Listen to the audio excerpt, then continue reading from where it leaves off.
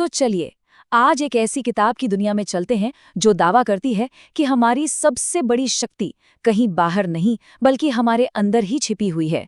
ये किताब है डॉक्टर जोसेफ मर्फी की क्लासिक आपके अवचेतन मन की शक्ति।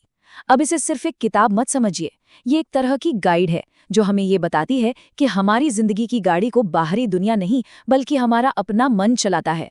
चलिए इस गुत्थी को सुलझाने की कोशिश करते हैं। किताब की शुरुआत ही कुछ ऐसे बेसिक सवालों से होती है जो हम सब के मन में कभी ना कभी आते हैं, है ना? कोई खुश है तो कोई दुखी, कोई कामयाब है तो कोई नाकाम। आखिर इन अलग अलग नतीजों के पीछे का राज क्या है? और जानते हैं किताब का कहना क्या है? वो कहती है कि इन सारे सवालों का जवाब एक बहुत बड़े रहस्य में छिपा है। और ये कोई बाहरी शक्ति नहीं है बल्कि वो ताकत है जो हम सब के अंदर ही मौजूद है। तो ये सब क्या सिर्फ किस्मत का खेल है? बिल्कुल नहीं। ये सब इस बात पर टिका है कि हम अपने सबसे पावरफुल टूल यानी अपने दिमाग को चलाते कैसे हैं, उसे समझते कितना है। सीधी सी बात है, हमारी दुनिया हमारे विचारों से ही बनती है। अच्छा, तो इस राज को समझने की पहली सीढ़ी पता है क्या है? ये जानना कि हमारे पास एक नहीं बल्कि दो मन हैं और ये दोनों मिलकर ही हमारी जिंदगी के हर अनुभव को बनाते हैं। पहला है हमारा चेतन मन, मतलब कॉन्शियस माइंड। ये वो हिस्सा है जो सोचता है, तर्क करता है, हमारे दिन भर के फैसले लेता है। और फिर आता है दूसरा, हमारा अवचेतन मन यानी सबकॉन्शियस माइंड।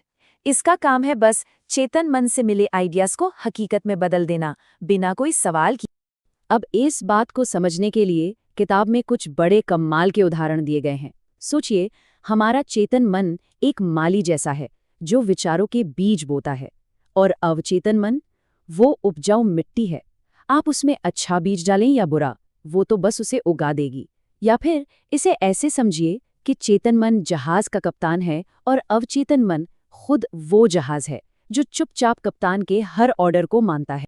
चलिए कप्तान और जहाज वाले उदाहरण को थोड़ा और गहराई से समझते हैं। सच कहूं तो ये इन दोनों मन के रिश्ते को समझने का सबसे अच्छा तरीका है। तो देखिए, सबसे जरूरी बात क्या है कि अवचेतन मन वो बहस नहीं करता, वो बस चेतन मन की बातों को, उसके पक्के यकीन को एक ऑर्डर की तरह मान लेता है और उसे हकीकत बनाने में लग जाता है, फिर चाहे वो ऑर्डर हमारे लिए अच्छा हो या बुरा। सुनने में तो ये बहुत जबरदस्त लगता है ना? लेकिन सवाल ये है कि क्या सच में ऐसा होता है? क्या सिर्फ अपनी सोच को बदलने से हमारी असली दुनिया में कुछ बदल सकता है? किताब इसका जवाब एक बहुत ही दिलचस्प कहानी से देती है। कहानी एक ऐसी लड़की की है जो एक दुकान में एक बहुत खूबसूरत लेदर बैग देखती है। अब वो जानती थी कि वो उसे खरीद नहीं सकती, तो पहला ख्याल क्या आया? मैं इसे कभी नहीं खरीद पाऊंगी। लेकिन फिर उसने इस सिद्धांत को आजमाने का सोचा। उसने उस कमी वाले विचार को दिमाग से निकाला और उसकी जगह एक नई पॉजिटिव बात को दोहराना शुरू कर दिया। उसने मान लिया कि वो बैग उसका है और अपने अवचेतन मन को उसे हासिल करने का काम सौंप दिया। और नतीजा कमाल का था। उसी शाम उसके मंगेतर ने उसे तोहफे में हूबहू वही बैग दिया। सोचिए, उसके अवचेतन मन ने उसके कमांड को मान लिया था और उसे हकीकत में बदल दिया, बिना ये सोचे कि ये होगा कैसे। तो अब सवाल आता है कि हम इस शक्ति का इस्तेमाल कैसे करें। किताब में वैसे तो कई टेक्निक्स हैं, पर हम एक सबसे पावरफुल टेक्निक पर फोकस करेंगे। इसे कहते हैं मेंटल मूवी मेथड। स्टेप 1, खुद को एकदम रिलैक्स कर लीजिए, खासकर सोने से ठीक पहले का जो वक्त होता है ना, वो बेस्ट है। स्टेप 2, अपनी उस इच्छा की कल्पना कीजिए जैसे वो सच हो चुकी है, एक छोटी सी फिल्म की तरह। और स्टेप 3, जो सबसे इम्पॉर्टेंट है, उस फीलिंग को महसूस कीजिए, उस कामयाबी की, उस खुशी की एहसास को। यही एहसास आपके सबकॉन्शियस माइंड के लिए फ्यूल का काम करता है। कहते हैं ना, एक तस्वीर 1000 शब्दों के बराबर होती है।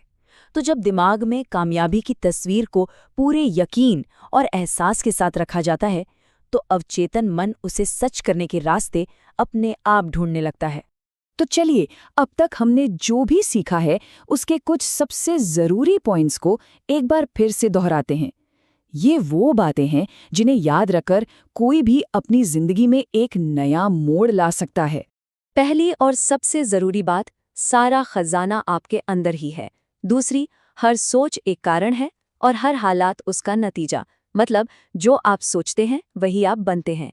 तीसरी बात, मैं नहीं कर सकता जैसे शब्दों को अपनी डिक्शनरी से निकाल दीजिए। इसकी जगह बोलिए, मैं अपने अवचेतन मन की शक्ति से ये कर सकता हूँ। और आखिर में जो इस सब का सार है, अपने विचार बदलिए और आपकी किस्मत बदल जाएगी। तो आखिर में ये सवाल हमारे लिए है, अगर हमारे विचार ही हमारी दुनिया बनाते हैं, तो ये सोचना कितना ज़रूरी है कि हम अपने दिमाग में किन विचारों को पाल रहे हैं। तो आप अपने विचारों से आगे क्या बनाना चाहेंगे? ये सोचने के लिए एक बहुत पावरफुल आइडिया है।